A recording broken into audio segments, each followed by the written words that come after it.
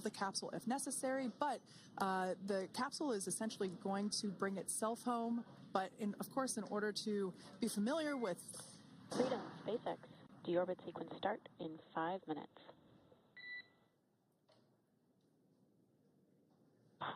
Freedom Caps.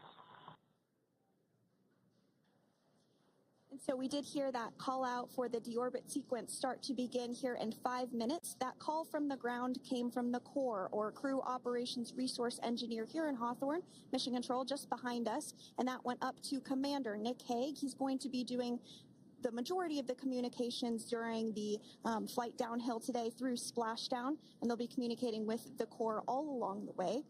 Now, we did mention that they are flying on Crew Dragon Freedom. The naming of spacecraft has gone all the way back to the very beginning of this human spaceflight program. This is a nod to Alan Shepard naming his spacecraft Freedom 7 during the Mercury program. And so the crew that first flew up on Freedom a few years ago had the opportunity to name this Dragon, and they named it Freedom. That was Crew 4 that was the first flyers on this spacecraft. It's also flown for Axiom Mission 2 and 3, and then, of course, today for Crew 9 as well. Yeah, actually, fun fact about this particular capsule, of those 4 missions that Sandra just mentioned, we have seen daytime splashdowns for 2 of those. Today will mark the third daytime splashdown. So there's something lucky about this particular capsule that gets daytime splashdowns.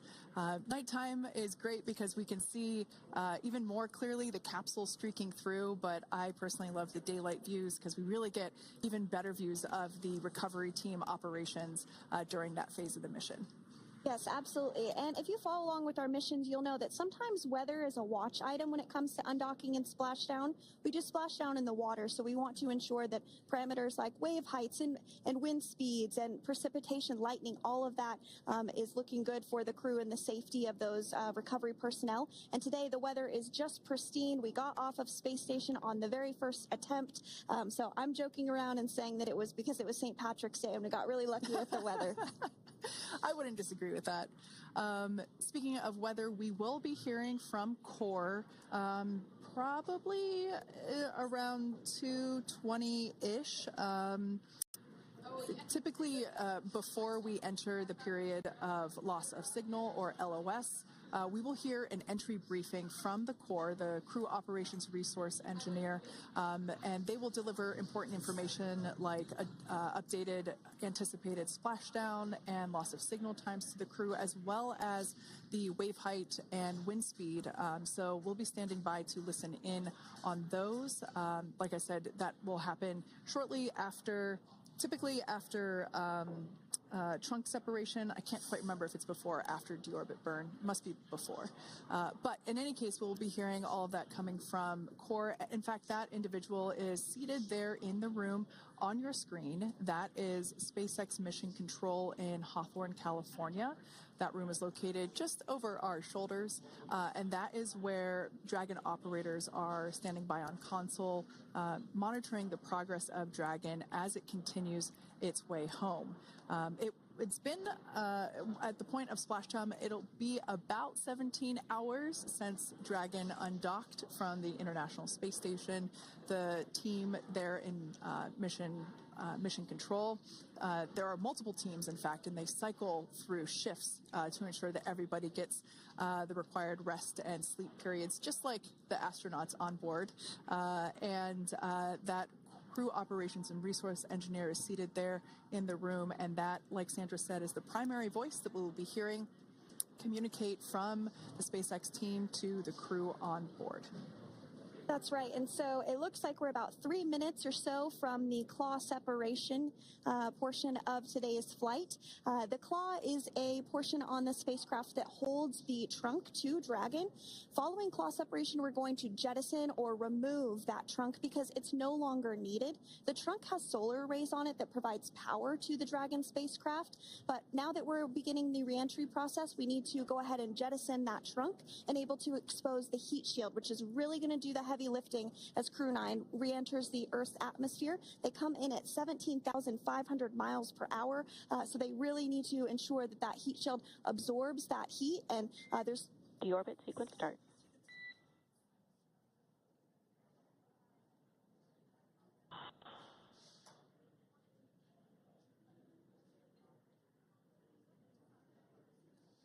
And so we did just get communications there that the deorbit sequence start has begun. So here in just a couple minutes from now, we expect to hear information or a call back about the claw separation having begun. And again, that kicks off that trunk separation portion that I was discussing to remove that, expose the heat shield, and then eventually we'll have the deorbit burn, and we'll continue to walk you through all of these milestones as we approach them ahead of our splashdown at 2:57 p.m. Pacific time this afternoon off the coast of Tallahassee, Florida. Yeah, we're very excited to bring the Crew 9 crew home. Sandra, we were talking about the trunk separation. That trunk is on a trajectory that will re-enter in the atmosphere and break up upon that re-entry. The heat shield itself is one of my favorite parts of the Dragon capsule. It is the workhorse of the re-entry phase. It will work to protect the Dragon capsule and the crew members on board during the re-entry phase as the temperatures outside of the capsule build up to, I believe, about 3,000 degrees Fahrenheit in excess of. And meanwhile, the interior of Dragon stays a very comfortable temperature. That heat shield does a lot of the work, and we'll see that plasma build up on the exterior of the capsule. As a result of the plasma that builds up, we will lose communications with the crew. This is known as loss of signal, or LOS. This is roughly a 10-minute period on average, even less than. I believe today it is probably about 6 or 7 minutes long. It kind of depends on the mission, and it happens for every Dragon capsule that re-enters the atmosphere. Due to that plasma buildup, we're not able to communicate or command the capsule, so we stand by while we wait to regain communication after we pass through that period of loss of signal and get what's known as AOS, or acquisition of signal. Continuing to stand by for claw separation, and then we'll look towards trunk separation. It'll be just about a minute or so after that. That happens pretty rapidly in succession. Some of our milestones will take a little bit longer throughout the day. For example, we will have a deorbit burn after that will take about 7.5 minutes and helps get Dragon set up in the right trajectory to splash down in the Gulf off the coast of Florida. So continuing to stand by for claw separation.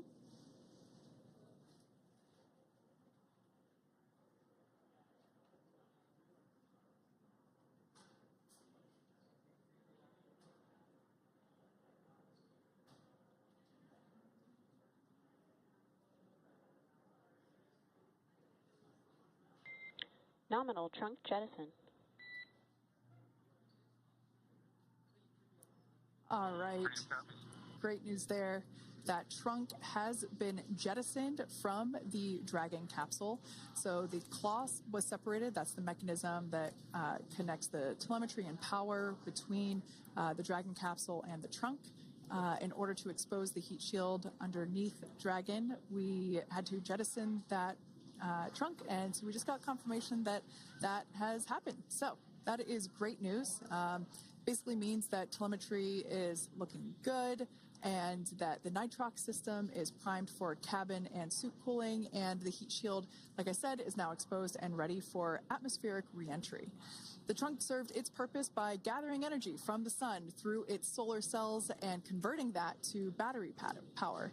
Since we separated the trunk, we can't generate any more new power, but we really don't need to since we're coming home and Dragon has enough battery power already stored. Now, up next, the final steps that Dragon will perform prior to re-entry: the slew, or the maneuver to deorbit burn attitude, and then the deorbit burn itself.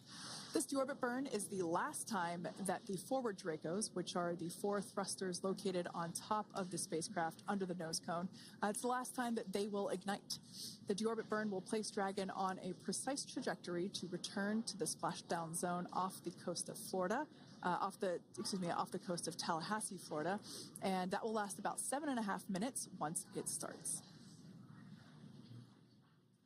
And so deorbit burn is targeted for 2:11 p.m. Central Time, so about 2 minutes from now. As we mentioned, it's going to last about 7.5 minutes, again, helping to get Dragon into the precise trajectory to ensure that splashdown occurs in the area that was calculated and where the recovery team is already in place, ready to support splashdown operations today. The recovery vessel Megan is the ship that is going to be utilized today, and we also have what is called fast boats that go out first to check the spacecraft and make sure everything is looking good before the recovery vessel Megan approaches. So that whole recovery process takes about an hour, I would say, from the time the crew splashes down to the time they're on the boat and the crew gets out of the capsule. And we'll continue to bring you live coverage through every step of the way today as Crew 9 returns home. Indeed. Now, let's take a little bit of a closer look at Dragon.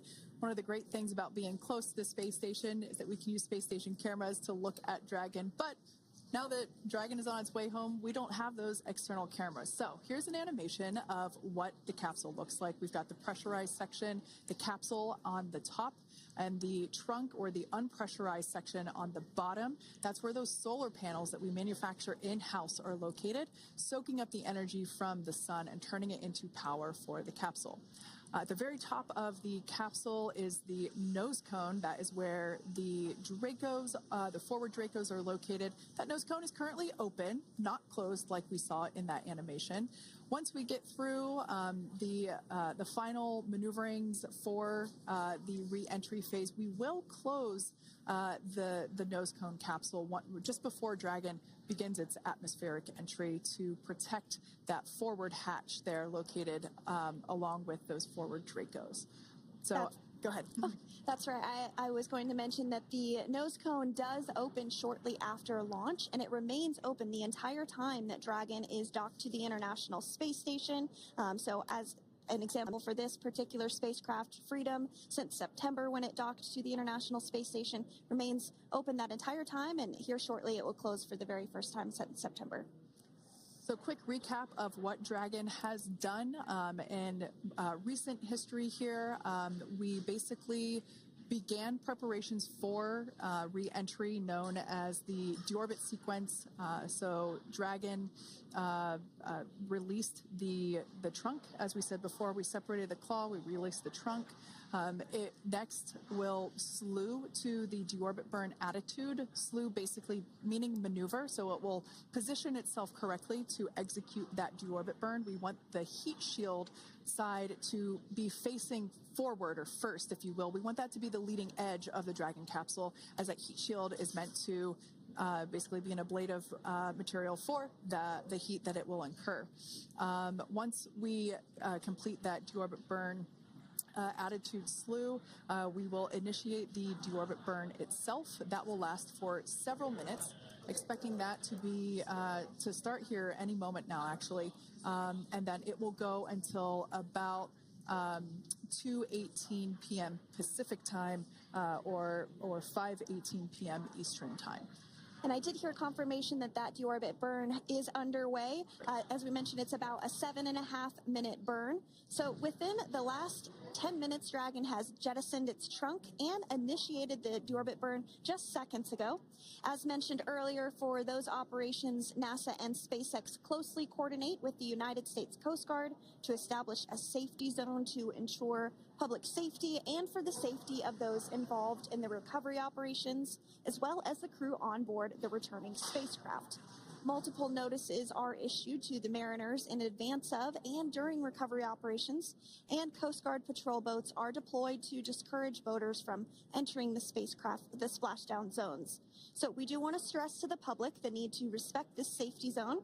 Recovering a spacecraft from the water is a hazardous operation, and any other boats interfering increases the risk to not only the astronauts in Dragon, but the teams working to recover them from the water and the safety of those that may come too close. So for the safety of the crew, which you see there on your screen, your safety, we recommend you sit back and watch as we'll continue to bring you the best possible views of our astronauts' homecoming.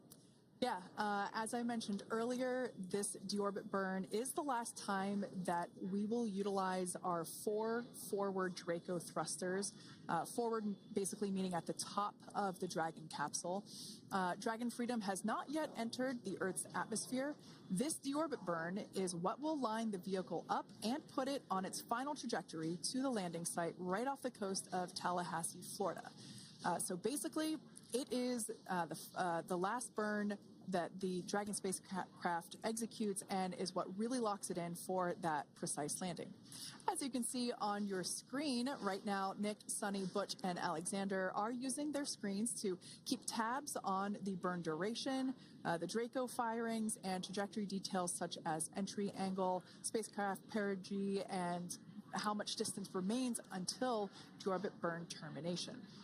As I mentioned earlier, Dragon is flying itself. So all the crew has to do is stay strapped into their seats and keep tabs on things. Although I must say, if I had one of those window seats, it would be pretty difficult to restrain myself. Now, with Dick, Sunny, Butch, and Alexander ready to deorbit and splash down back on Earth, they will be heading to one of 8 targeted sites supported by SpaceX and NASA. All of these sites are located off the coast of Florida, either in the Gulf of America or the Atlantic Ocean. Spreading the supported sites across multiple locations helps maximize the return opportunities for this mission and future crews, lowering the chance that we'll have to wave off due to bad weather. For those of you following along, you'll know that today's splashdown marks our final Dragon recovery on the East Coast. After 6 great years of successful recovery operations off the East Coast, we'll be moving all Dragon recovery operations back to the West Coast. And as always, NASA and SpaceX jointly select our splashdown location. And for today, the prime recovery site is off the coast of Tallahassee, Florida.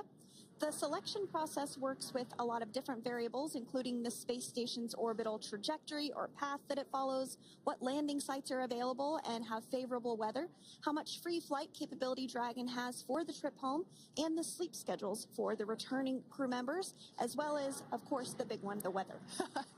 We'll start with calculating daily return options based off of the space station's current orbit and Dragon's capabilities to maneuver and line up for re-entry. The time from undock to landing at the primary site can vary from less than 6 hours to more than 39. Getting home the quickest comes with some obvious benefits, but we always have to make sure the crew is properly rested for dynamic operations, preventing us from scheduling 20-plus hour days for them, of course. Trajectory and ballistic experts provide the daily opportunities that would line up Dragon with the 7 landing zones and split them into what we call ascending and descending opportunities.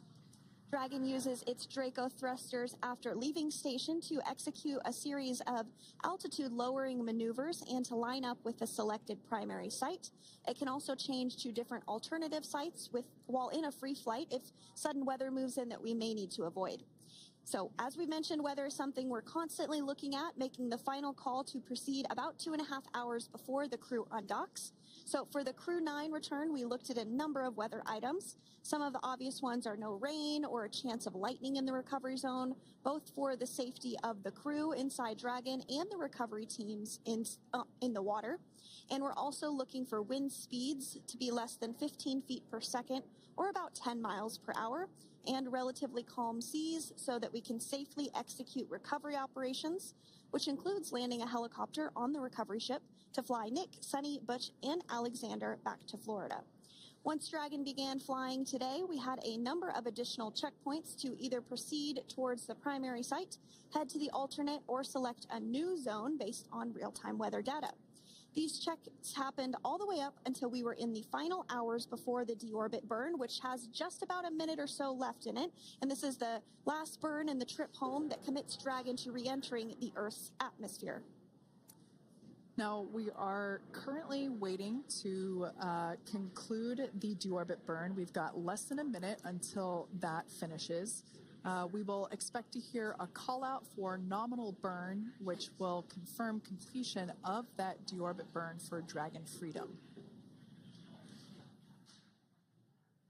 We can see images there from the touchscreen display panels that the crew utilizes in flight. We can see the visualization of exactly which one of the four forward Draco thrusters are firing.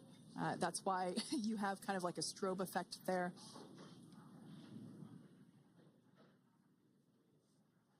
And if you're just joining us, you are looking at live views of the Dragon Freedom. On your left is Commander of Crew 9, Nick Hague. To his right is Roscosmos cosmonaut Alexander Grabenkin. And also in Gorbanov, excuse me, that is Alexander Gorbanov. And then also in the capsule today is NASA astronaut Sunny Williams and Butch Wilmore. We're awaiting confirmation that their deorbit burn is complete, which is the last burn that's going to help set them up on a trajectory to splash down off the coast of Florida. Deorbit burn complete. Performance nominal. Nose cone closure initiated. Freedom copies. All right, excellent news there. We heard the words we were looking for, nominal burn. So that means that deorbit burn was successful and nominal, meaning as expected. And we're now beginning to close the nose cone in preparation for atmospheric reentry. So in the background, Dragon is currently inhibiting those forward bulkhead Draco thrusters that we just used to complete the deorbit burn, ensuring it's safe to latch the nose cone shut for reentry. Also, the vehicle has initiated the nitrox suit purge, which will help keep Nick, Sunny, Butch, and Alexander cool and comfortable during reentry, which is coming up in about 20 minutes from now. At this point, the nose cone is closing and protecting the forward hatch for reentry, and the crew are using their screens to continue to monitor the locking of the nose cone, which is done by a set of hooks. And as we mentioned earlier, that nose cone has remained open since September, so this is the first time it's closing in a few months. Yeah, that's absolutely right. Now, we will be expecting, as I mentioned before, an entry brief from SpaceX Core. Again, that's the Crew Operations Resource Engineer who is seated in that room that you see there on your screen. That entry brief will provide updated times for anticipated splashdown as well as the loss of signal or period of LOS. That briefing will also give us information such as wind speed and wave height at the expected splashdown location. But all in all, everything has been great today. All events have been executed on time as expected, and we are looking forward to a splashdown of the Crew 9 crew at about 5:57 p.m. Eastern Time or 2:57 p.m. Pacific Time. Between now and then, things are going to start moving quite quickly. In fact, if anything, this will have seemed like the slower part of the reentry phase. We're going to go through, like I said, that period of loss of signal or LOS.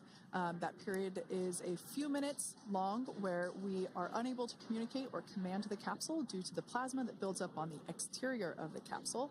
That period, like I said, lasts for a couple minutes. You will start to hear SpaceX Core hail the Crew 9 crew a little bit earlier than expected because we, in the past, have actually regained communications a couple minutes earlier than initially anticipated. So we'll go through that period of loss of signal, that entry period, that specifically when the Dragon spacecraft is re-entering through the atmosphere. Approximately at about 18,000 feet when the capsule is traveling at 350 miles per hour. We will see our first views of parachutes for the day. It's one of my favorite moments of return sequences is when we get to see the drogue parachutes. We'll see the drogues come out. Those drogues will help slow the vehicle down to about 119 miles per hour. And then that is when the main parachutes will come out from the Dragon spacecraft and then ultimately end in splashdown. And we are hearing confirmation that the nose cone is closed and everything was nominal or as expected with that closure. So as we begin the second half of entry, Dragon is now beginning to inject cooled nitrox into the air being delivered to the spacesuits, worn by Nick, Sunny, Butch, and Alexander. Again, this is what will allow the crew to remain comfortable while external temperatures reach 3,500 degrees Fahrenheit as they re-enter the Earth's atmosphere. So the heat shield is pointing forward, leading Dragon to the landing site. Yeah. Now, speaking of the heat shield, Dragon's primary heat shield is comprised of PICA 3.0, which stands for Phenolic Impregnated Carbon Ablator. The first-gen PICA was initially developed by NASA for studying and sampling comets within our solar system. SpaceX partnered with NASA to develop PICA X, which was the second-generation product used on all Dragon 1 cargo resupply service missions that resupplied the International Space Station on 20 missions. PICA 3.0 was developed specifically for use on Dragon 2 crew and cargo with enhanced structural and thermal capabilities that allowed the heat shield to be even more effective in the way that it utilized the ability to make that heat ablate as it goes through the Earth's atmosphere.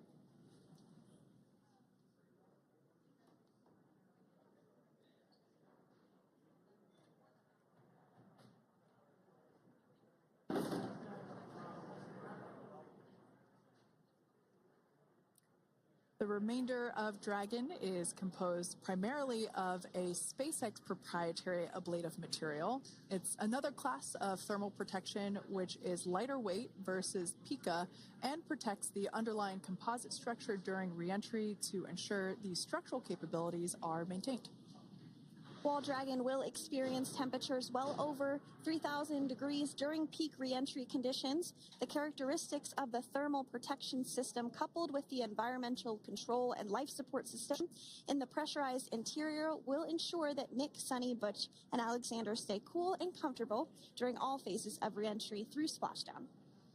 Now, if you've just recently joined us, we hope to regain views of our crew members inside Dragon Freedom, but we don't have those available at the moment due to ground station coverage. So we will bring those back to you as soon as we can. Now, after Dragon Freedom has re-entered the Earth's atmosphere, a series of parachutes will deploy to slow the crew's descent. First will be the 2 drogue parachutes, followed by the 4 main parachutes, and those will guide Dragon to its first contact with Earth since it launched back in September. Dragon will automatically deploy these parachutes when different pressure and positioning sensors on the spacecraft detect that they're at the right speed and altitude. Vehicle velocity at drogue deploy is approximately 350 miles per hour, and they deploy at about 18,000 feet. Now, when the vehicle velocity at main deploy is approximately 119 miles per hour, and they deploy at about 6,500 feet. When Dragon splashes down in the water, the vehicle velocity will be about 16 miles per hour, so you can really see how those parachutes help to slow down the crew inside the capsule. The highest G-load the crew is expected to experience today is about 3 to 5 Gs. Yeah, when you think about really fun roller coasters, they're about in that range. So I'm sure that our crew on board will be well equipped to experience those Gs. It's nothing for them. They go through much more intense training. And so we are continuing to make our way through a number of milestones today. We did have trunk separation. Freedom, SpaceX. Nose cone is secure for entry. Freedom comes.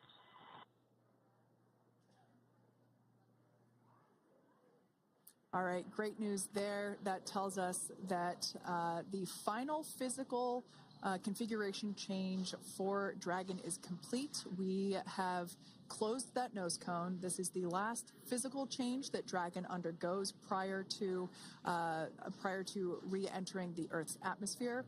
It's important that that nose cone is completely closed because underneath it is not only where the 4 forward Draco thrusters are located, but it's also because that is where the forward hatch is located. That is the hatch that is utilized for the crew to ingress and egress from the station while it is docked on board. And since our capsules are flight proven and we reuse them on future space flights, we want to make sure that all of the integrity of that hardware remains intact. So that nose cone is successfully closed, and we're going to start moving pretty quickly here. As I mentioned before, we'll go through loss of signal. We'll get that signal back several minutes later, and then we'll see the parachute action. Yep, and then that's all ahead of splashdown off the coast of Florida. We're targeting Tallahassee as our splashdown zone today at 2:57 p.m. Pacific time this afternoon. Now, you did mention the call to the crew. They'll do some additional calculations following that burn and potentially let us know if that splashdown time has changed at all. But right now, we are continuing to target 2:57 p.m. And you can see there on your screen a path of where Dragon will be re-entering today. So if you are in the southern tip of Mexico, you might have the opportunity to see Dragon. Because it's a daytime splashdown, you probably won't have too great of views, but potentially you'll have the opportunity to get a glimpse of it there. Once again, Dragon operators there monitoring the progress of Dragon through this re-entry phase. That is SpaceX Mission Control, located here in Hawthorne, California. That is also where the crew operations and resource engineer is seated. That person is the voice that we have heard multiple times and will continue to hear as the primary point of contact to the crew on board Dragon Freedom. We will also hear the voice of Commander Nick Hague. Basically, after we hear the Corps communicate something, we will hear Nick Hague indicate that they copy, that they heard the message well, some sort of recognition that the message was received.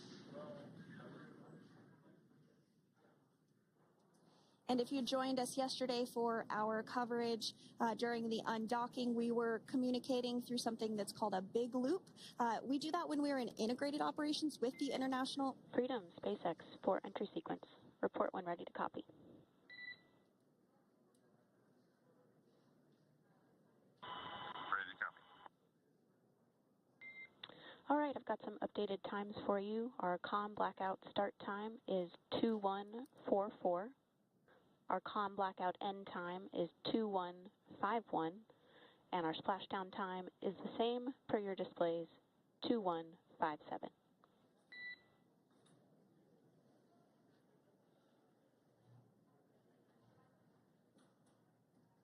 Okay. Understand Blackout start 2144, stop 2151, splashdown per display. That's a good readback. And with that, please report when tablets are secured behind the elastic bands, restraints are tight, and visors are down.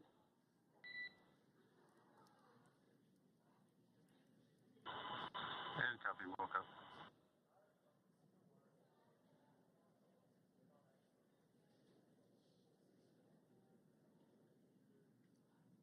And with that communication from the Corps or Crew Operations Resource Engineer here in Hawthorne to Commander Nick Hague of Crew Dragon Freedom, we did hear that the loss of signal period is still at 2:44 p.m. Pacific, but we had a 1-minute adjustment to the acquisition of signal. That's going to now be at 2:51 p.m. Pacific time. However, our splashdown time remains the same at 2:57 p.m. Pacific time this afternoon off the coast of Tallahassee, Florida.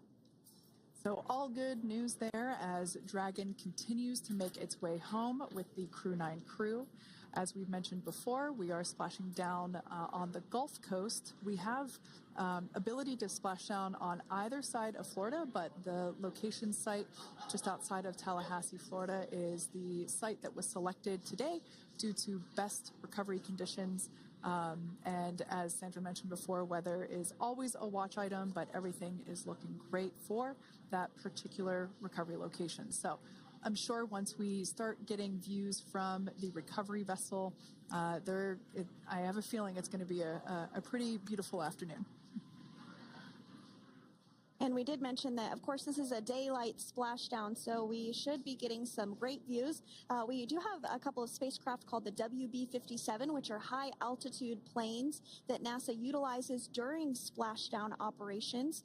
Those are en route and going to be tracking the capsule as it makes its way through the atmosphere and should be providing some good views for us. Kate and I were just chatting about how we haven't had a daytime splashdown in a little while, so we're looking forward to the views along with you. Yeah. Nighttime views are also great because we can see that capsule streaking through the night sky quite brightly. So like Sandra, you said earlier, daylight will be a little bit less bright, but we will definitely be able to see the SpaceX recovery team operations much clearer. I could also imagine it's probably a little bit easier for the team themselves to do their work in daytime than at nighttime. We'll see them rush in really quickly with a couple of fast boats as they begin the initial safety checks and sweeps of the Dragon capsule, while also retrieving the parachutes from the surface of the ocean. The recovery vessel, the main recovery vessel, will continue to make its way closer to the Dragon capsule. It is stationed a couple miles away from the actual recovery location, the splashdown location, for obvious safety purposes. So it takes a little while for that vessel to make its way over, but once it's closer, we'll have even better views of those recovery operations. And you may be wondering why sometimes we splash down in the daytime versus the nighttime.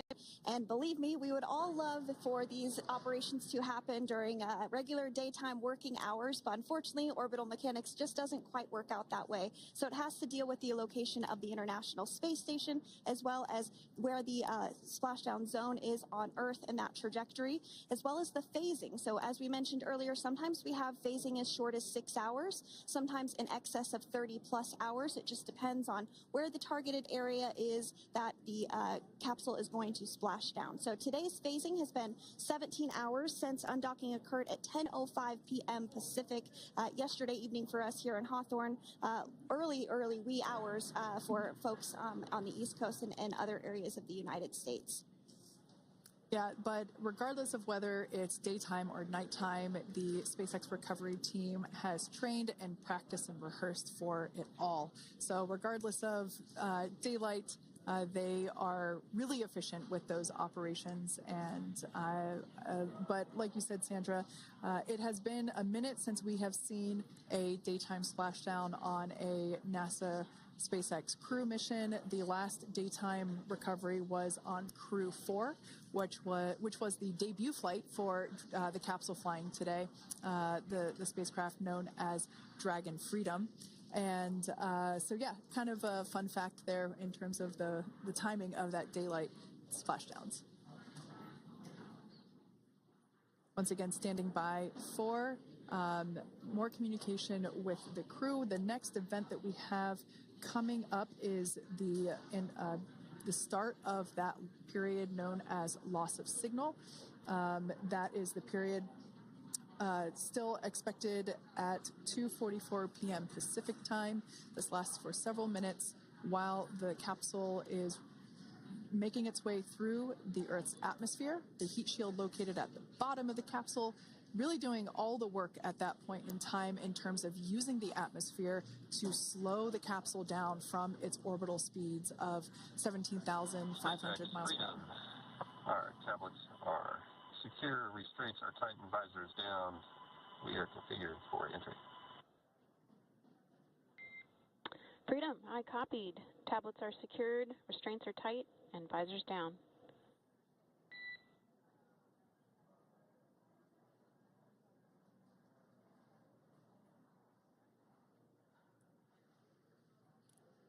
All right, great news there in terms of continuing to make progress. That back and forth communication we heard was just letting Core know that per their instructions, Crew 9 has now put away everything that was necessary in order to begin the re-entry, including those tablets that were located on their legs. Those are now stowed away.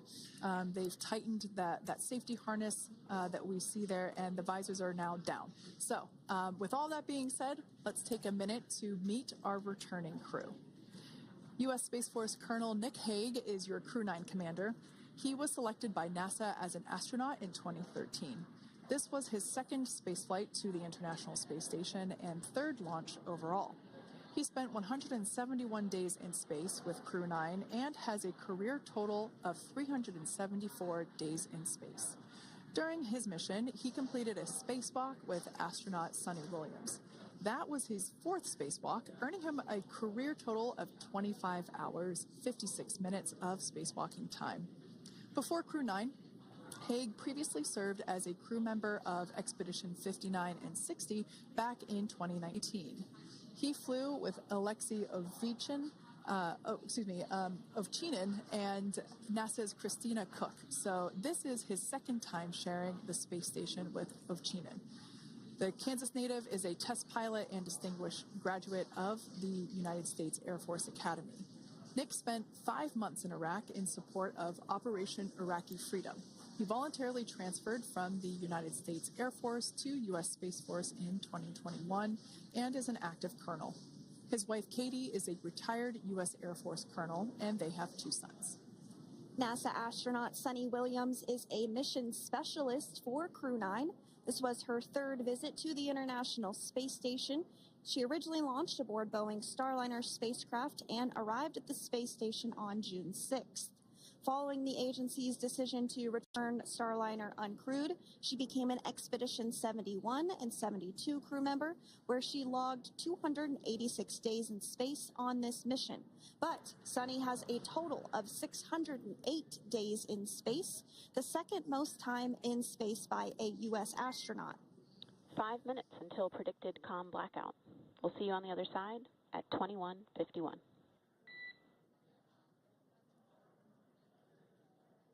Talk to you soon. And with that call out from the Crew Operations Resource Engineer to Commander Nick Haig, letting them know that everything is looking good ahead of the loss of signal period. We will see the crew on the other side of the loss of signal period at 2:51 p.m. Pacific time this afternoon. Continuing on about Suni Williams, who has a total of 608 days in space, the second most time in space by a U.S. astronaut. Former NASA astronaut Peggy Whitson actually ranks first for the U.S. with 675 days in space. Suni conducted 2 spacewalks and has completed 9 over the course of her career for a total of 62 hours, 6 minutes of spacewalking time. She ranks 4th on the list of cumulative time spacewalking by a female astronaut, and she has flown on 4 different spacecraft types, including the Space Shuttle, Soyuz, Starliner, and now Dragon. Previously, she served on Expedition 14 and 15 in 2006 and 2007, and again with Expedition 32 and 33 in 2012.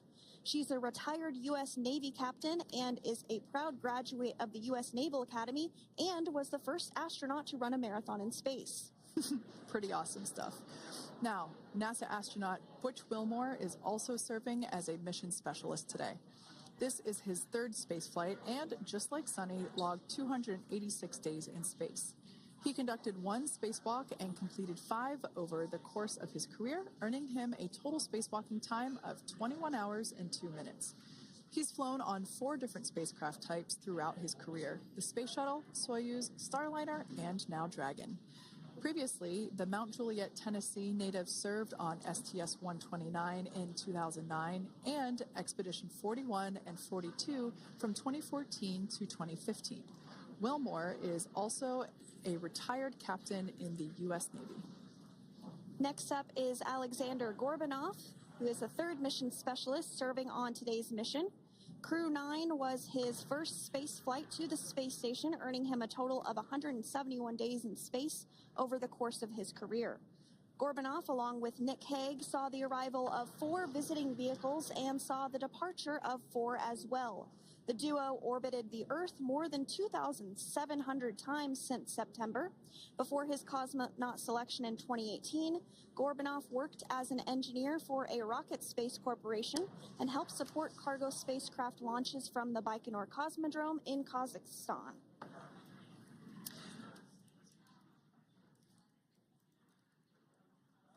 So if you are just joining us, we are continuing to bring you live coverage of Crew 9's return to Earth following their mission aboard the International Space Station, where they completed science and research investigations.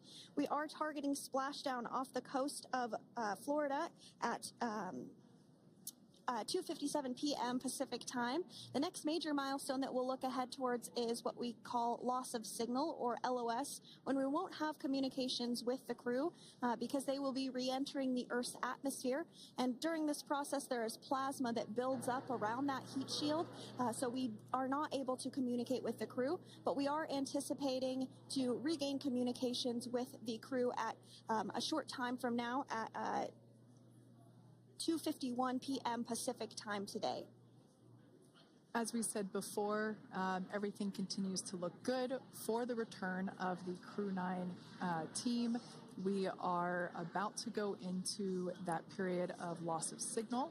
Once we get views of the crew inside the capsule, once again, we will be sure to bring those to you. But that period of time is when plasma is building up on the exterior of the capsule, generating heat in excess of 3,500 degrees Fahrenheit. So we are unable to communicate or command the spacecraft at that time.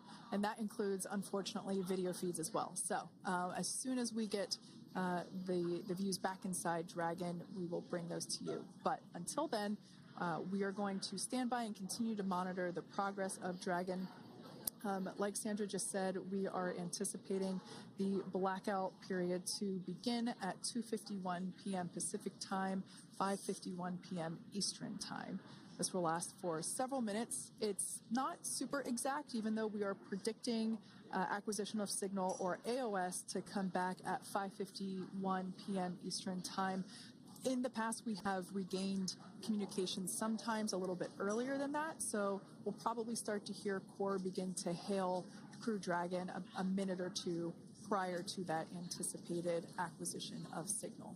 But right now, Nick, Sunny, Butch, and Alexander are seated in their seats inside Dragon Freedom. Their visors are down, and they have put away or stored the tablets they had located on their upper leg to monitor Dragon's progress.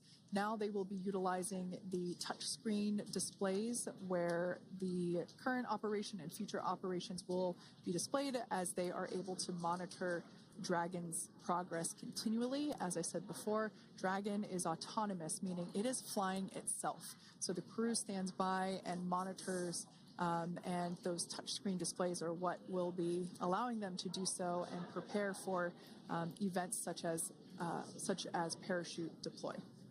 And while on board the International Space Station, Nick, Sunny, Butch, and Alexander contributed to over 900 hours of science and research investigations, which is really the key purpose of the International Space Station. Now, the International Space Station is celebrating a major milestone this year, where they will be celebrating 25 years of continuous human presence in November. So if you're younger than 25 years, you've never known a day where there hasn't been a human living and working aboard the International Space Station, contributing to key science and research investigations that impact our lives here on Earth. There's research being done on Parkinson's, on osteoporosis, on cancer research, and a variety of other studies. Additionally, the microgravity laboratory provides a jumping off point for us as we venture back to the moon and onto Mars through longer duration space flights. One such example that the crew worked on during this mission was an alternative exercise device. In microgravity, the crew has to exercise for about 2 hours a day because they're not having the effects of gravity on their body. So to prevent bone and muscle loss, we counteract that with 2 hours of exercise per day.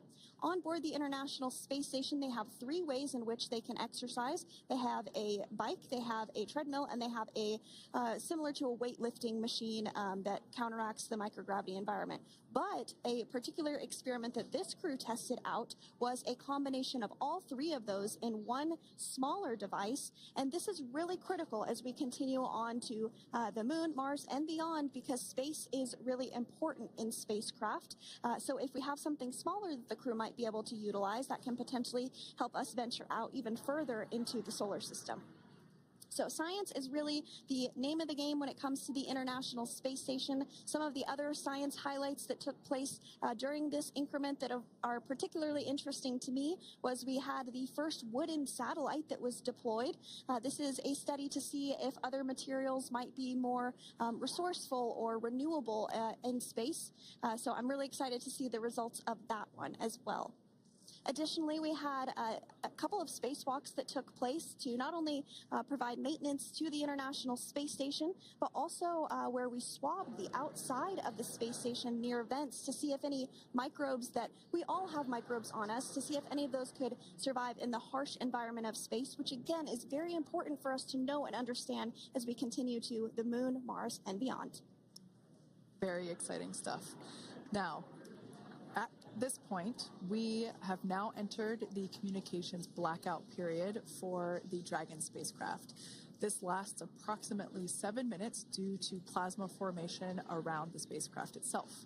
During this time, no vehicle telemetry is received by mission control or the recovery team, and no external commanding of the vehicle or voice communication is possible. But as a reminder, Dragon is designed to fly itself. During reentry, the vehicle will be slowing down from orbital velocity, which is approximately 17,500 miles per hour. The top temperature that Dragon will experience upon reentry is 3,500 degrees Fahrenheit. This blackout period, as I said before, we expect it to last about 7 minutes today, concluding at 5:51 p.m. Eastern Time or 2:51 p.m. Pacific Time. We right there have our first view of Dragon Freedom coming home to Earth. And that view is from the WB-57, which is one of NASA's high-altitude planes that is tracking. Now, because of the way that this camera is configured, it does look like it is dark, but it is indeed daytime, and you're beginning to see that plasma trail as Dragon re-enters the Earth's atmosphere. All of that is expected. We are anticipating an acquisition of signal around 2:51 p.m. Pacific Time, so just minutes from now, and you may hear the core begin to hail out or call Dragon for communications and see if we can potentially get communications with them a little bit earlier. Following this, we'll have two events in rapid succession. We'll have the drogue parachutes deploy at 2:53 p.m. Pacific, followed by the mains just 1 minute later at 2:54 p.m. Pacific Time, ahead of a splashdown at 2:57 p.m. Pacific Time off the coast of Tallahassee, Florida.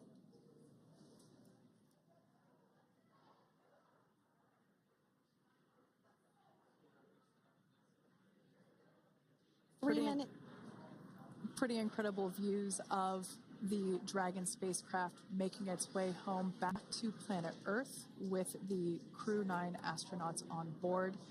Once again, this view is coming from the WB-57 plane. That heat shield we can see doing magnificent work as it works to Freedom, SpaceX, Comcheck.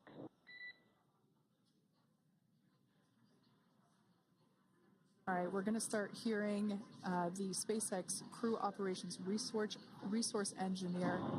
SpaceX Freedom is with you. 4.6 feet. Enjoying the ride. Copy that, Freedom. Great news there from Commander Nick Hague reporting back. We see a healthy flight computer. Expect automated chute deployment. Freedom copies. Like we said before, things moving very quickly as Dragon Freedom makes its way home. Next event coming up will be deployment of the drogue parachutes. This occurs around 18,000 feet. GPS has converged. Expect nominal altitude for drogue chute deployment.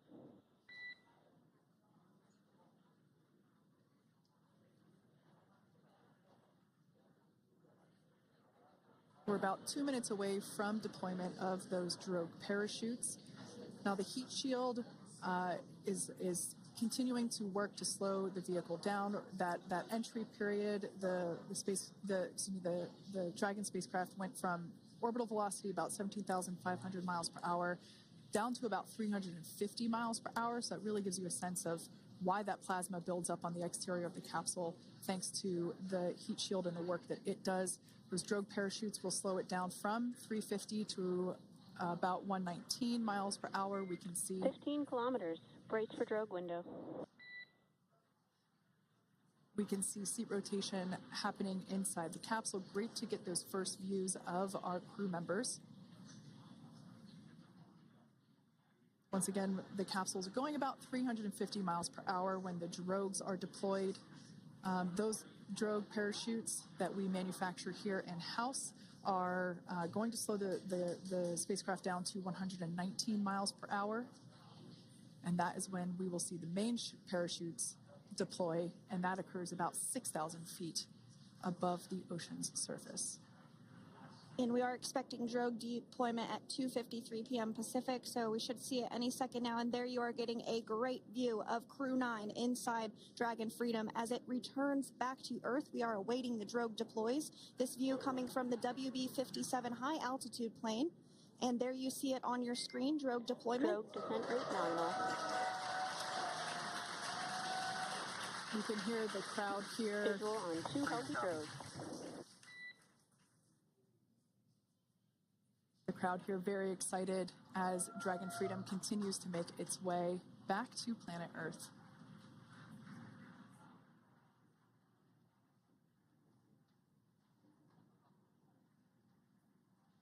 Next up, we'll stand by for the main deployment of the parachutes. The mains are quite a bit larger. You'll be able to notice the difference on your screen once they deploy, and they continue to ensure that the Dragon spacecraft slows down even further. As we mentioned, Freedom will be traveling 16 miles per hour when it splashes down off the coast of Tallahassee, Florida, here at 2:57 p.m. Pacific time this afternoon. And there we go. We have visual on 4 healthy mains. That view was from inside. Freedom copy.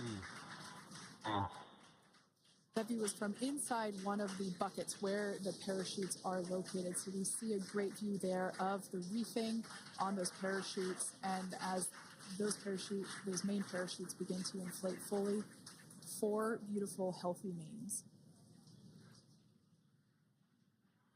Now awaiting visuals of splashdown. Freedom, 1,000. We'll start to hear Commander Nick Hague. Copy, 1,000. As we heard right there, Commander Nick Hague will be calling out the altitude of the Dragon capsule from here on out. Landing in water is simpler and provides more margin against unlikely parachute issues. You can see those parachutes continuing to slow the Dragon capsule down. And if you're just joining us, you're looking at 800 meters. a live view of Crew 9, just minutes away from splashing down off the coast of Tallahassee, Florida. Splashdown 2 minutes from now at 2:57 p.m. Pacific. We do have 4 healthy mains really doing the job there. Just breathtaking views of a calm, glass-like ocean off the coast of Tallahassee, Florida. Crew 9 just minutes away from splashing down. This is really such an incredible shot. Copy, 600. That was a live view from our recovery vessel, Megan, which is stationed a couple miles away from the splashdown site. We can see the crew there using their restraints as resting places for their arms. They were just in space moments ago, so their arms were able to float freely. 400 meters. This is a gorgeous bluebird day here that we have for the splashdown of Crew 9. It's incredible to think that the Dragon capsule just minutes ago was going over 17,000 miles per hour and now gently coasting to a soft splashdown. 200. Copy, 200 meters. Brace for splashdown.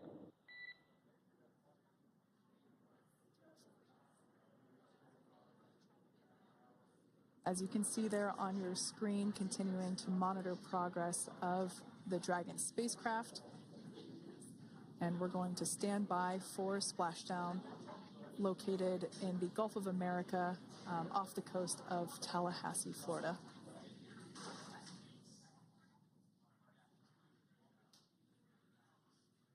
And splashdown. Crew 9 back on Earth.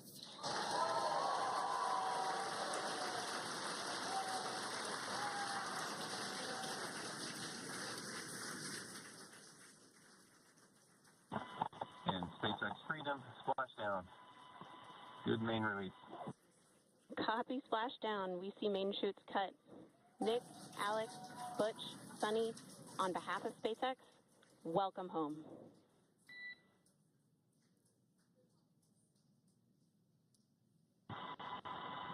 It is an amazing, what a ride.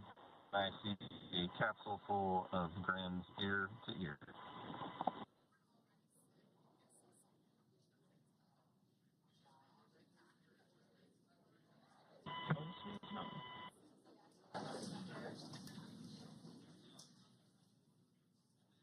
And as you can see on your screen, we have visual confirmation of splashdown. Dragon Freedom has returned home, and NASA astronauts. System safety verifications are in progress. We'll report back when recovery personnel are en route.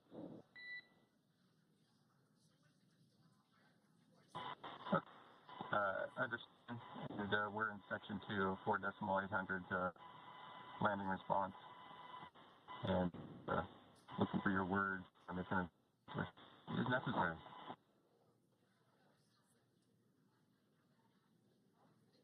In the distance, we can see the recovery vessel making its way. Copy, you're in section 2 for the environmental assessment in 4.800. That is not necessary today. Understand. Raise and advise. So we will continue to have communications between the Corps and Nick Hague, the commander of Crew Dragon Freedom, which just splashed down 2 minutes ago off the coast of Tallahassee, Florida. Dragon Freedom has returned home with NASA astronauts Nick Hague, Sunny Williams, Butch Wilmore, and Roscosmos cosmonaut Alexander Gorbunov. They're back on Earth after approximately 17 hours of a return journey from space. The SpaceX recovery ship and team have been waiting for Dragon's splashdown, and they will now make their way to the splashdown location. The teams have been ready and waiting about 3 nautical miles away, so it's going to take them about 30 minutes or so to make their way to SpaceX Freedom. Pretty sure we're in stable 1. Copy, stable 1. We see the same. It's going to take about 30 minutes for the recovery team to make their way over to Nick, Sunny, Butch, and Alexander, who are still seated and secured inside that Dragon spacecraft there on your screen. Incredible views there of that thermal protection system, or TPS. That Dragon capsule was pristine, white color before it departed the station, and we can see how the reentry phase, the thermal protection system did its job. Now, if you're wondering what that hole, that like bucket area is, that is underneath the side hatch. That is where the main parachutes were stored. So when we saw the Dragon capsule docked at station, it looked very different. The panel that protects and covers the main parachutes, that was still intact, as well as the panels that enclose where the drogue parachutes are located. We can see those fast Freedom. boats. SpaceX is go for recovery personnel to approach. Expect personnel alongside in the next few minutes. Freedom copies. We can see those fast boats. We weren't kidding when we said they were fast. While it does take about 30 minutes for the main recovery vessel to make its way over to the capsule, these fast boats will be doing a couple of things simultaneously. A couple of them are going to be working to retrieve the parachutes that you see in the background there of this drone shot. Those parachutes will be retrieved from the ocean surface. We want to make sure we are able to pull those out. The recovery vessel there closest to the spacecraft is going to be performing some safety checks. We can see there they're using an instrument that is basically working to detect if there are any hypergolic vapors or fumes that are still residing in and or around the Draco thruster nozzles or outlets. The hypergolic fuel, which is necessary for on-orbit burns to maneuver the spacecraft. Unfortunately, those hypergolics are unable to be breathed. They are toxic, and so this team here is doing those initial safety checks to make sure that it is safe for the rest of the recovery team to approach the spacecraft. They're also checking to make sure that any residuals from the pyros are safe and are not going to cause any issues. We can see the team working their way around the spacecraft to do these these sniff tests on all of those Draco thrusters. And as we continue to await the recovery of our Dragon spacecraft with NASA astronauts Nick Hague, Sunny Williams, Butch Wilmore, and Roscosmos cosmonaut Alexander Gorbanov inside, Dragon has autonomously completed several steps to safe itself following splashdown. We are continuing to see Dragon in what is known as stable 1 configuration. That's kind of the ideal configuration following splashdown. It's upright, and the Dragon capsule is in the right configuration for it to be hoisted into the recovery vessel Megan, which you do see a little ways off in your screen approaching. Dragon will continue to remain live on air with you through that recovery process, all the way through the point where the crew is extracted from the Dragon spacecraft. Now, if you are just joining us, the mission has gone smoothly so far. Dragon successfully splashed down off the coast of Tallahassee, Florida at 2:57 p.m. Pacific, 5:57 p.m. Eastern Time this afternoon. Approximately 17 hours prior to splashdown, Dragon autonomously undocked from the International Space Station, completed a series of departure burns, jettisoned its trunk section, and performed its final burn, the deorbit burn. This placed the Dragon spacecraft on a trajectory toward Tallahassee, Florida. Dragon successfully re-entered the Earth's atmosphere, followed by deployment of its parachutes to slow the spacecraft down to a gentle splashdown. We're now going to follow the Freedom. Hypergol sweeps and unfired ordnance checks are nominal. Rigging is in progress. Approximately 25 minutes until capsule lift. Stand by for PMC with SpaceX flight surgeon.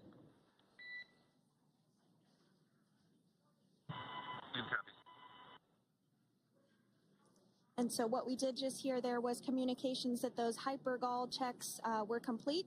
They didn't find any of that upon those checks, so we'll continue to move through the timeline. Next up is a process called rigging, which you see happening right now on your screen. This is when a SpaceX recovery personnel actually works to climb aboard the capsule and work through procedures ahead of lifting onto the nest of the recovery vessel Megan. We heard it's going to be about 25 minutes or so until that lift actually takes place.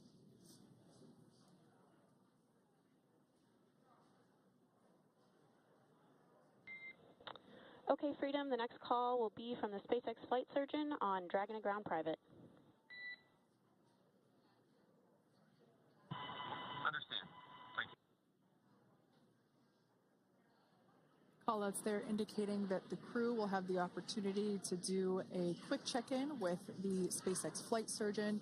This is standard procedure for every Dragon spacecraft when it returns to Earth. It's just an initial check-in, make sure everybody is doing okay. They will also have another check-in with the flight surgeon once they are on board that recovery vessel that you see there in the background. We can now see that SpaceX recovery team member they're on top of the Dragon spacecraft. They are going to be working to install plugs in the Draco thrusters to ensure that none of those, to ensure that no more hypergolic fumes or vapors come out from the spacecraft. They'll also place harnessing around the spacecraft that are required in order to lift it out of the water. Go ahead, Sandra. Continuing to get some views of the recovery personnel, both the main recovery vessel Megan, as well as some of those fast boats that we've discussed previously. It looks like just a beautiful day there out off the coast of Tallahassee, Florida. Weather was pristine. We were able to get undocked from the International Space Station as expected at 10:05 p.m. Pacific time yesterday evening, and Crew Dragon has since completed steps ahead of its splashdown at 2:57 p.m. Pacific, and we're now stepping through procedures to get Dragon hoisted up onto the Megan recovery vessel and get the crew extracted out of the spacecraft. And you did see some of the parachutes that were near the spacecraft. Upon detection of landing, Dragon automatically releases those main parachutes to prevent wind from pulling the spacecraft. Dragon then automatically safes any pyrotechnics that may still be present on the vehicle and may automatically perform additional minor system reconfigurations. The astronauts will remain seated and in their suits at this point, but the onboard air conditioning keeps things temperature controlled inside the spacecraft so the crew remains comfortable, and the communication systems... Freedom, SpaceX, ComCheck. SpaceX, this is Freedom. Yeah, loud and clear. Copy that, Freedom. Have you loud and clear as well, and Dragon Aground is no longer private. Understand, thank you. As we saw there on the screen, we have a couple of fast boats in the recovery fleet that have quickly moved into the splashdown location. They are being followed by one of the main recovery vessels, which will move into position upwind of the spacecraft. The two fast boats have very specific roles. Excuse me. The first approach is focused on immediate safety inspection, as we saw.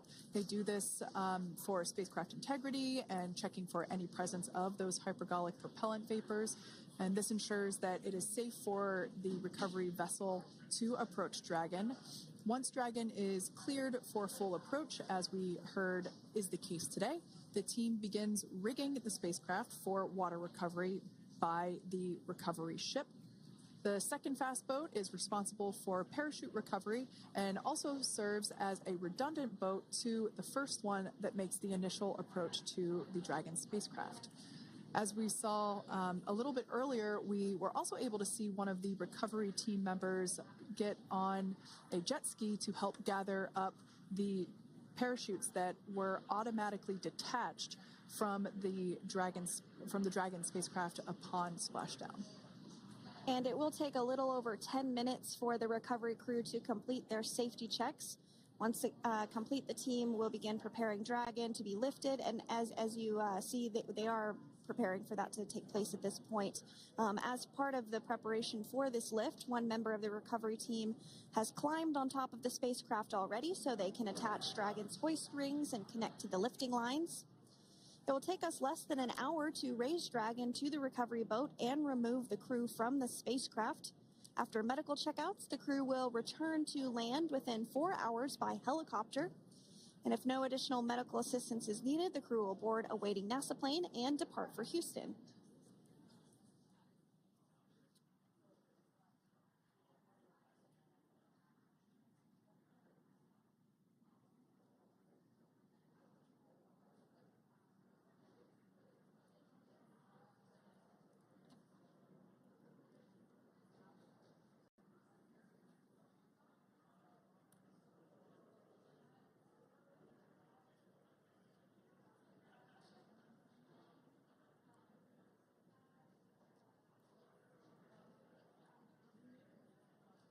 And as we continue to await Dragon to be hoisted up onto the ship, we have a very special treat.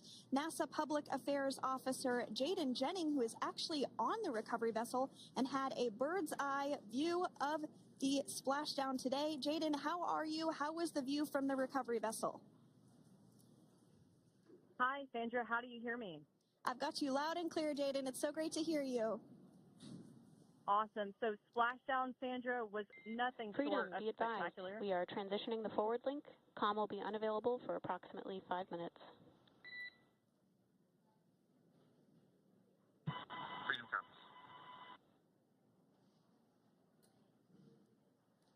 Thanks so much, Jaden. We did just have some communications letting us know that we'll have about a 5-minute period where we won't be able to hear from the crew. So please go ahead, tell us, how was the view from the recovery vessel? Absolutely. Yeah, I was mentioning earlier, splashdown was nothing short of spectacular. And we were stationed about 1.5 nautical miles away from the splashdown zone and had great visuals here on the recovery vessel Megan. We actually saw a little of the smoke trail as the spacecraft was coming in, and then moments later we spotted those drogue chutes, and this was quickly followed by 4 healthy white and orange main parachutes. We then tracked Dragon all the way down as it slowly propelled into the ocean. And I think I speak for all of us on the ship when I say a new core memory was made today, and we are looking forward to having Crew 9 on board with us a little later. Jaden, that is amazing. Now, obviously, we are watching it here on camera, and the landing conditions look pretty good, but how was it from your perspective? What is the sea state out there? Absolutely. Absolutely. So we've had optimal conditions for splashdown, and today it is sunny and 63 degrees outside right now with clear skies, light winds, and calm seas. The sea looks absolutely beautiful right now, and light blue with the sun reflecting from it. And Kay, I think the crew's going to like what they feel weather-wise on this picture-perfect day for splashdown off the coast of Tallahassee. Thanks so much, Jaden. It certainly looks like a beautiful day. Can you tell us a little bit about the journey of the recovery forces to get to this point? Sure. So one unique aspect of this recovery was the onboard training on station conducted for Butch and Sunny to ensure they were ready to return on a Dragon spacecraft. That training covered all aspects of their return, including nominal and contingency departures, deorbit burns, splashdown, and post-landing ops, which is what this team is preparing for now. As for the recovery teams themselves, we started the day taking a series of helicopters out to the vessel. And as standard, the recovery director and crew support teams were on that first helicopter out and took the time to get everything prepared on the ship. About 2 hours before splashdown, they deployed those fast boats and jet skis into the water. I was actually on the second helicopter out, and we were on the vessel about an hour and a half before splashdown and landed on top of the helicopter pad on the Megan. And the teams have been working diligently across their respective disciplines this week, executing what can only be described, in my point of view, as a logistical masterpiece, just ensuring every detail has been in place for Crew 9's return. That is such great news. I'm so glad that you're able there to experience it in person. Now, can you tell us a little bit about what's next to retrieve the crew for the recovery personnel on board? Yeah, Kate. So coming up next, Dragon will be hoisted into the on-deck translation system, or the nest, at the aft end of the ship, and then will be translated pretty quickly towards that egress platform. We'll perform another series of safety checks as final precautionary measures just to make sure there are no hypergolic vapors present before opening that side hatch. And then once that side hatch of the spacecraft is open, the crew will be assisted out of the capsule one by one from NASA and SpaceX. Freedom, SpaceX, ComCheck. Freedom's got you loud and clear. Thanks, Nick. We've got you loud and clear as well. We have completed our forward link transition.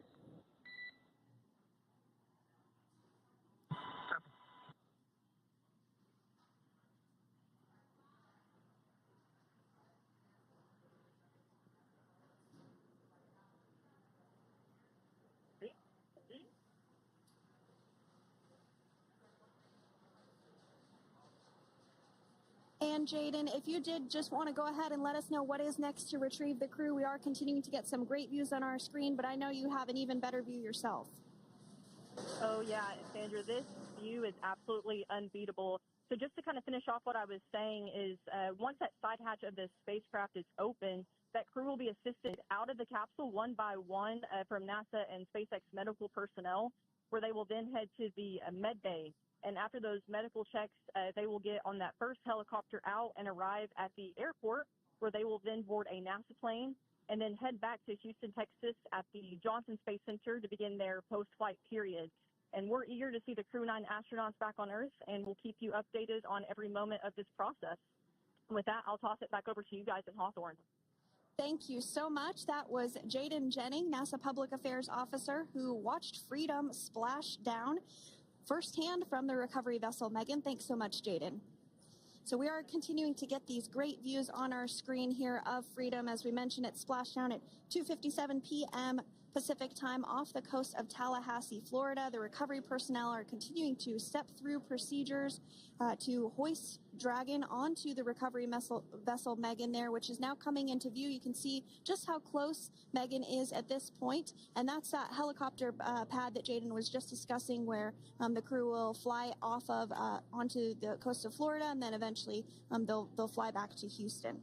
Just underneath that helicopter pad is that translation deck where we will see the nest once it is loaded up with the Dragon spacecraft on board. The nest will be translated to the forward end of the recovery vessel, and that is where our Crew 9 team members will egress from the Dragon spacecraft. Now, here on your screen, we can see dolphins, actually, who want to come and play with Dragon.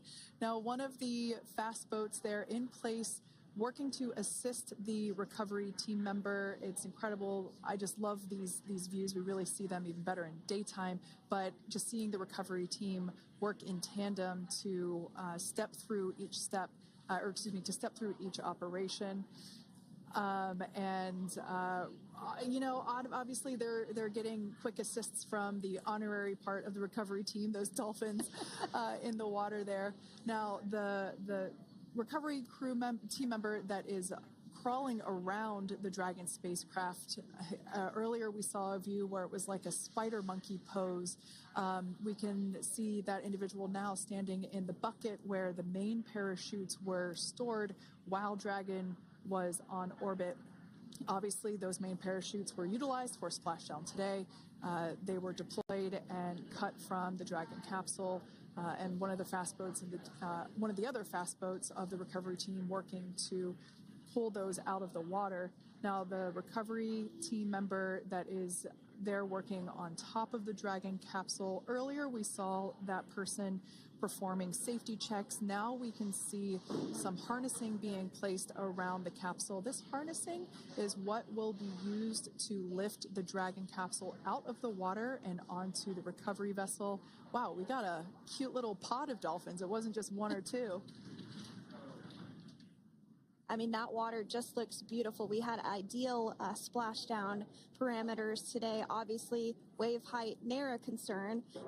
The weather is beautiful, as Jaden mentioned, in the 60s, sunny. Looking forward to seeing Crew 9 exit the capsule here shortly once they get hoisted onto the recovery vessel Megan. We can see that recovery vessel slowly but surely closing the distance there between... Oh, dolphin cam back again. We can see that the Dragon capsule and the recovery vessel, that distance is closing. Again, this is just one more step as we continue to work recovery operations for Dragon Freedom, and we anticipate the lift of the Dragon capsule to occur here in just a few minutes. Now, once all of the rigging is on the capsule and it's hooked up to the recovery vessel, we will see the hydraulic arm, which is that kind of like bridge-like structure there at the aft end of the recovery vessel. We'll see that articulate backwards, and that's a good sign that we're getting even closer to pulling the capsule out of the water. It will then move forward, and the capsule will be placed inside of what you can see there is basically a basket. We call it the nest, Dragon nest, where that's where the capsule will be placed in order for it to be translated to the forward end of the vessel and for the astronauts to egress. And before that does take place, we'll have potentially views of the rigger go ahead and jump off of the spacecraft there.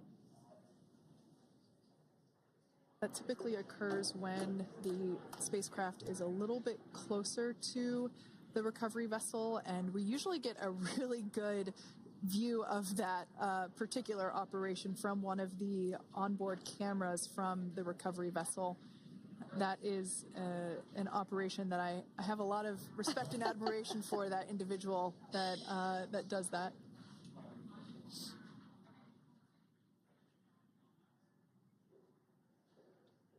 So again, Dragon continuing to get closer and closer to the recovery vessel Megan. You see some of those ropes now coming into view as well. If you are just joining us, Crew 9 splashed down off the coast of Tallahassee, Florida at 2:57 p.m. Pacific time with NASA astronauts Nick Hague, Butch Wilmore, Sonny Williams, and Roscosmos cosmonaut Alexander Gorbanov. They're now working through procedures to hoist this spacecraft up onto the recovery vessel Megan. We just saw that hydraulic arm get lowered into the lifting position. That arm will be the mechanism that is utilized to lift Dragon up and out of the water and into the nest located there at the aft end of the recovery vessel. And the recovery vessel being used today is, as we mentioned multiple times, is named Megan, but that's actually after NASA astronaut Megan McArthur, who flew on Crew 2 a couple of years ago.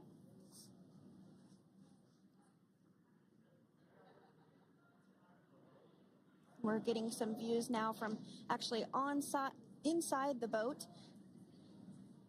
Yeah, you're exactly right. This view is straight down the recovery vessel. That platform that was closest to the camera, that is the egress platform. Freedom. Rigging is almost complete. Approximately 5 minutes until capsule lift. Great news there from SpaceX Core. So about 5 minutes left until we see Dragon Freedom get lifted out of the water. That hydraulic arm, as I said before, is the mechanism that will lift it. It's quite swift, actually, the whole process of getting the spacecraft. Brace for capsule lift. Bracing. There it goes, Dragon Freedom being lifted out of the water and onto our recovery vessel, Megan.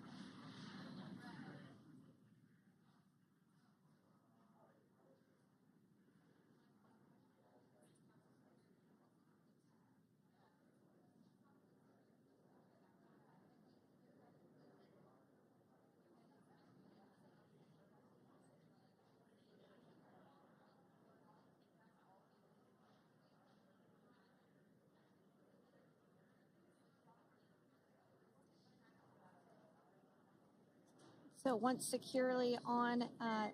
Welcome aboard the recovery vessel. Recovery personnel are completing final checks and stand by for translation to the egress platform. Freedom copies. Great news there, letting us know that Dragon Freedom has been successfully recovered from the water's surface. If you've just joined us, we had an on-time splashdown at 5:57 p.m. Eastern Time, and we can now see that the water recovery operations are continuing to progress. The nest where the Dragon spacecraft is located is going to get moved forward. This will happen after one of the recovery crew members does some checks, and we'll also see some hosing.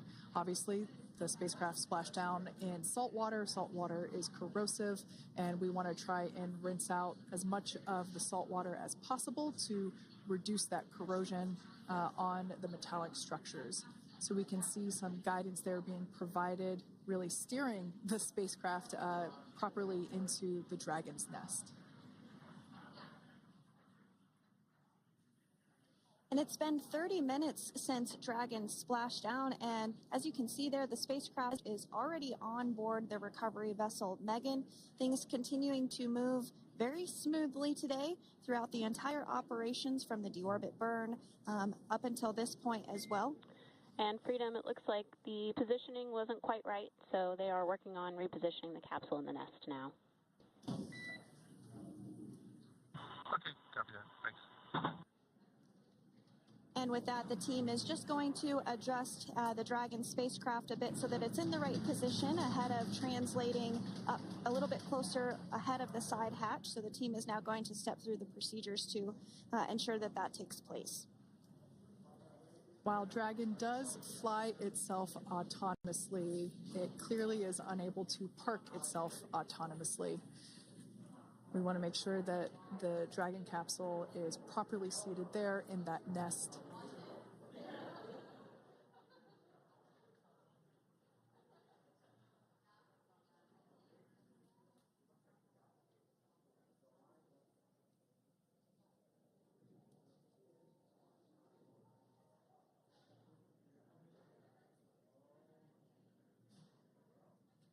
Once Dragon is fully seated in the nest, we'll probably see a bunch of that salt water come out from the bucket there located underneath the side hatch.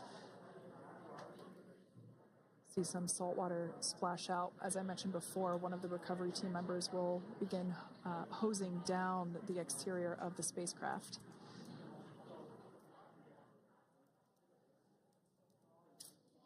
So you are continuing to get some great live views on your screen of Crew 9, which includes NASA astronauts Nick Hague, Sunny Williams, Butch Wilmore, and Roscosmos cosmonaut Alexander Gorbanov, who splashed down off the coast of Tallahassee, Florida, 2:57 p.m. Pacific time this afternoon.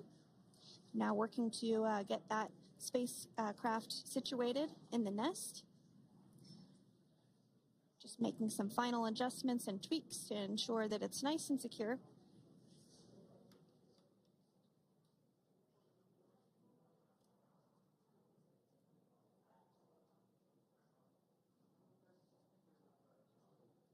Once the spacecraft is seated and secured and oriented correctly in the nest, Dragon will be moved into the hangar located underneath that helipad that we saw earlier from the aerial views during recovery.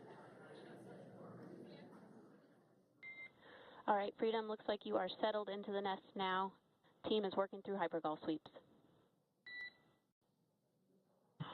Capsule.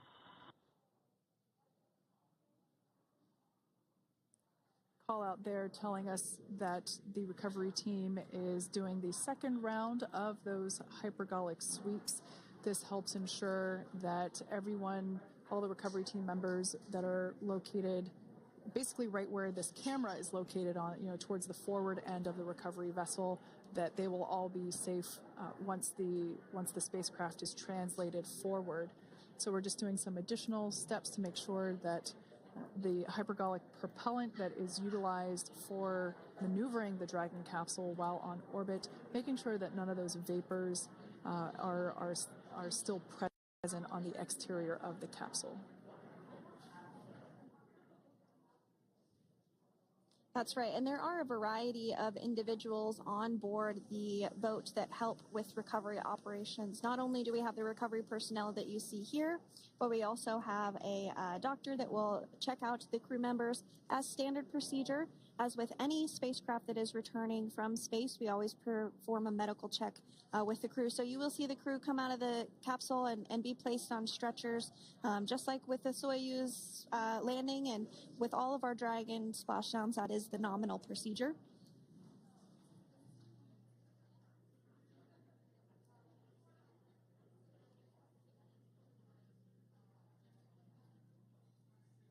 We'll stand by to see Dragon Freedom translate or scooch up a little bit closer to the camera angle that we're seeing right here.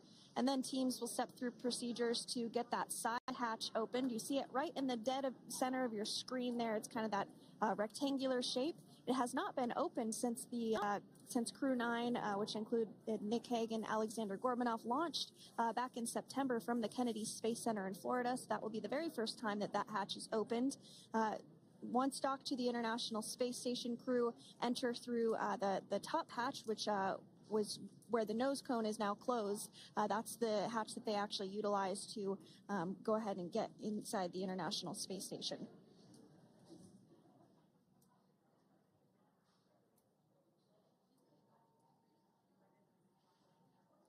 So as we get a little closer to that hatch opening procedure, you might start to see more individuals come into frame for some of that support. The ship has a maximum capacity of a little over 40 people on board, and it takes a variety of different roles, as we've discussed, to support. Also on board is the chief of the astronaut office for NASA, that's Joe Acaba.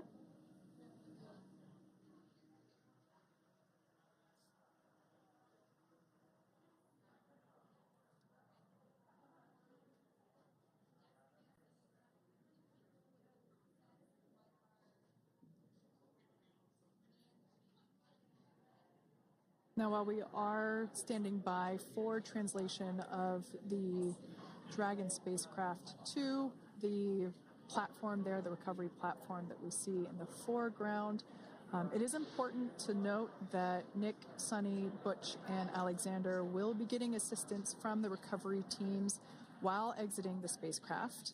This is the same process for any returning long-duration crew members. As you could imagine, returning to a gravity environment can wreak havoc on our vestibular system, which is responsible for maintaining balance and motion. Of course, safety is our number one priority with this operation, so we'll see the crew members helped out of the spacecraft one by one, and they will be assisted the few feet to the medical quarters aboard the boat. And on board Dragon are three veteran space flyers. That includes Nick Hague, the commander, as well as Butch Wilmore and Sonny Williams.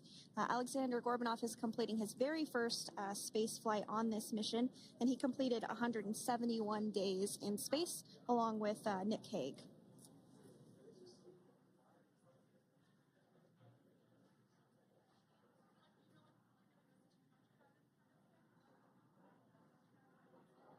For those of you that have just recently joined us, well, I would encourage you to hit that rewind button and go back a few minutes. It was a beautiful splashdown of Dragon Freedom with the Crew 9 cohort on board.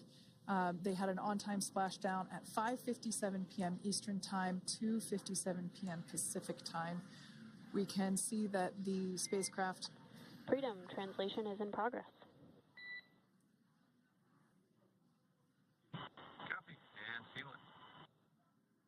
We can see that spacecraft was successfully recovered from the ocean surface and is now being washed with fresh water, as obviously they splashed down in salt water, so we're trying to rinse off as much of that salt water as possible.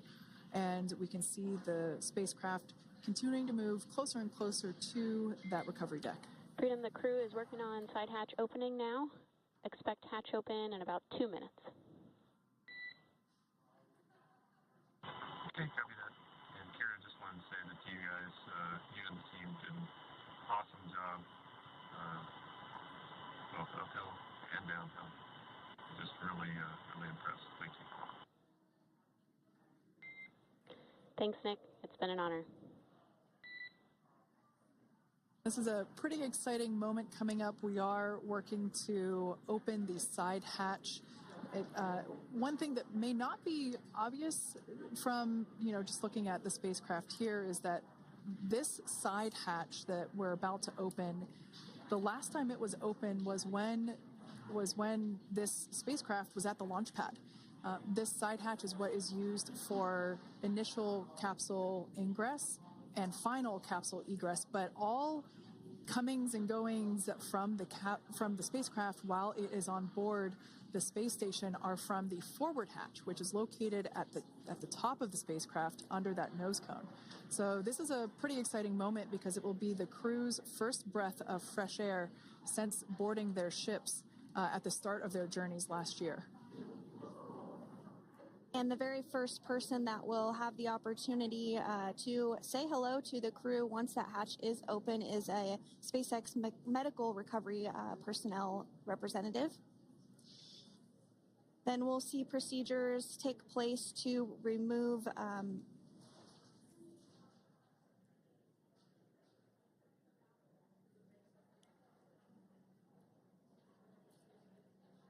the footrests of Dragon. That will just help the recovery personnel get a little bit more room to access the crew and help get them out of the spacecraft. Yeah, you're absolutely right. Safety is, once again, top priority here, and removing those footrests from all 4 seats will be helpful as a SpaceX recovery team member will actually go into the capsule, into Dragon Freedom to help the crew members unbuckle and stand up, and essentially we'll also see a fun little slide be put in place to help the crew members exit the spacecraft safely. So yeah, we're going to remove all 4 of those footrests to basically give a little bit more working room inside the spacecraft.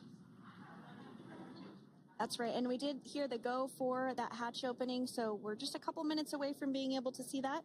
And then we might be able to get the chance to see a couple of views inside of the Dragon and see the crew following their splashdown. Now, opening that side hatch isn't quite like opening, the door to your car. We have to depress the seal around the side hatch, as well as, we'll now see them open that side hatch up.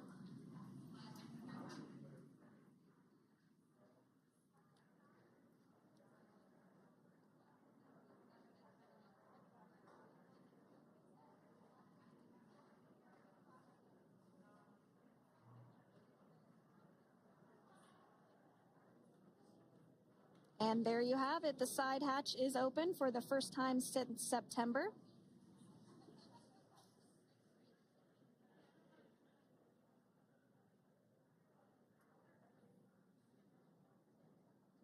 We can see some of the protective equipment there that was brought into frame that will help protect the edge of the side hatch, one, from any potential damage. Oh, we can see the recovery crew member there taking photos of the side hatch seal. This is part of the standard operation for recovery.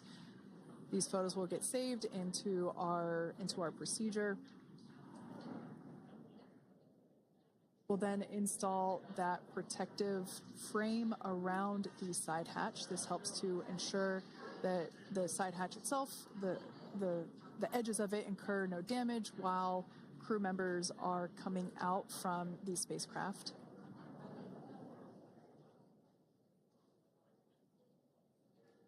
If you missed it, there was also a recovery team member that went inside. So there are now 5 people on board the Dragon spacecraft.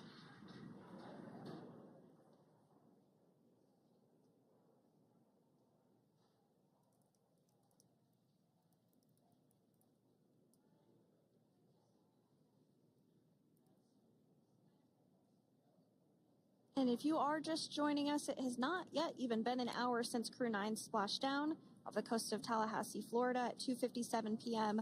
Pacific time. The crew is now on board the recovery vessel Megan, and the hatch is open. The next major milestone that we'll see is when the crew will actually egress or exit the spacecraft. But before that, they'll continue to, the recovery personnel rather, will continue to install that protective area around the hatch and then remove the footrests. So we're a couple minutes away from seeing the crew egress, but not too long away.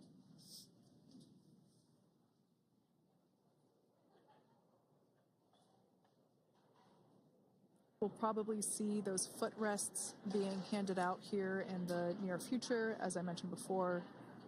Oh, of course, we got to get a well-documented photo of the moment. Although we can't see it from here, I'm pretty sure there are 4 smiles on board right now. And we did hear that report out from the commander, Nick Hague, following splashdown, that there were four smiles as far as he could see. Yeah, capsule full of grins. Now, generally speaking, and there we do see Crew 9, some happy waves, smiles all around back on Earth.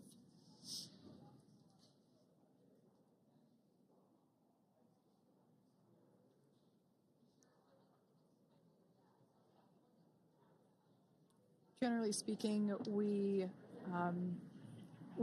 have the individuals in the 2 center seats of the spacecraft exit first. You might hear us refer to this as the exit process as egress. It's just another term for exiting the spacecraft. Generally speaking, we most of the time have the 2 center seats egress first, as it makes moving around inside the capsule a little bit easier.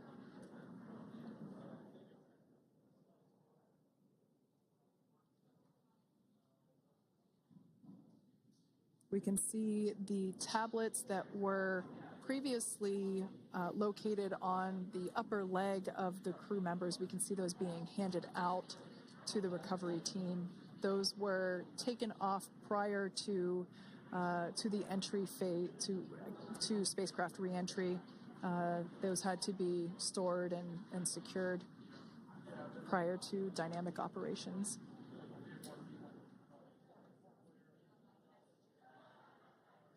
It looks like we are starting to see the footrests also be removed. I just saw one there on the screen. There are 4, of course, 1 for each crew member.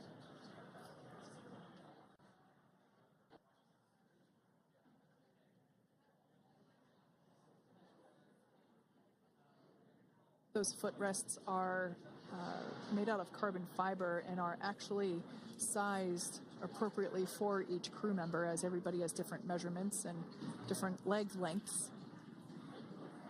Same goes for the armrests and the bucket length of each seat. We size those appropriately for the crew members and to ensure their comfort and safety.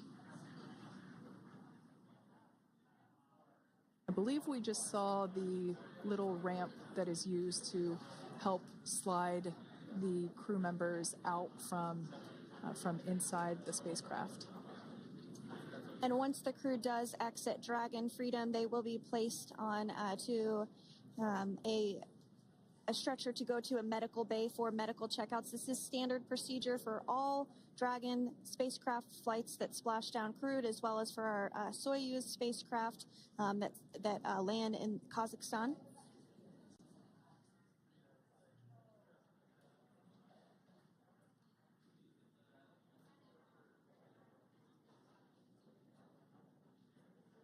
We can see the exterior of Dragon Freedom quite clearly in this shot, and it's such a beautiful sight.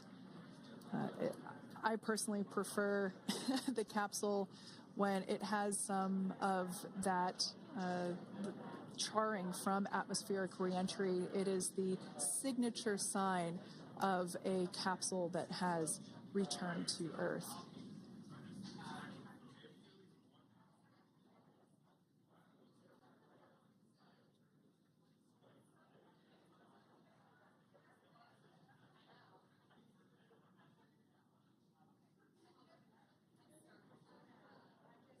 Continuing to stand by for our first crew member to egress or exit for Dragon Freedom following their splashdown at 2:57 p.m. Pacific time. Dragon undocked from the International Space Station at 10:05 p.m. Pacific just yesterday, so it was about 17 hours of phasing.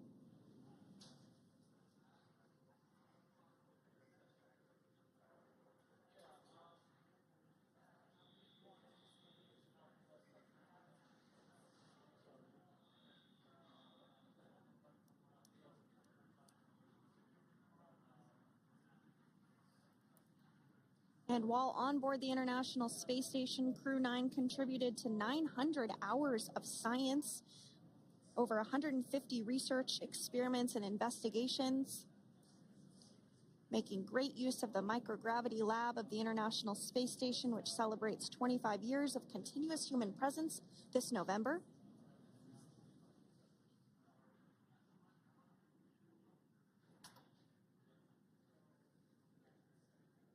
Looks like we're about to get our first crew member here upon egress of the Dragon spacecraft.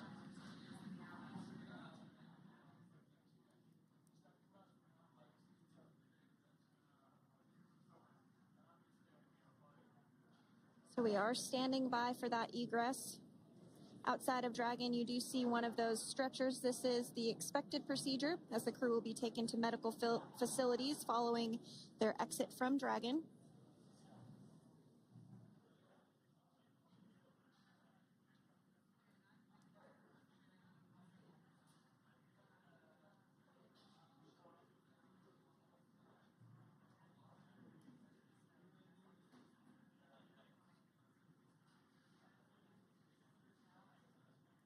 We can see folks on board clapping as our first crew member. And that is NASA astronaut Nick Hague, commander of Crew 9. Now out of Crew Dragon Freedom. Some smiles, thumbs up, and a wave. Can't get any better than that. Yeah, that is one happy camper, that's for sure. As we said before, it is standard procedure for all of our long-duration crew members to receive assistance upon egressing from the spacecraft. We basically help them move off of the recovery deck and into the private medical quarters for their initial consultation with the SpaceX flight surgeon. So we'll see that take place for all 4 of our crew members today.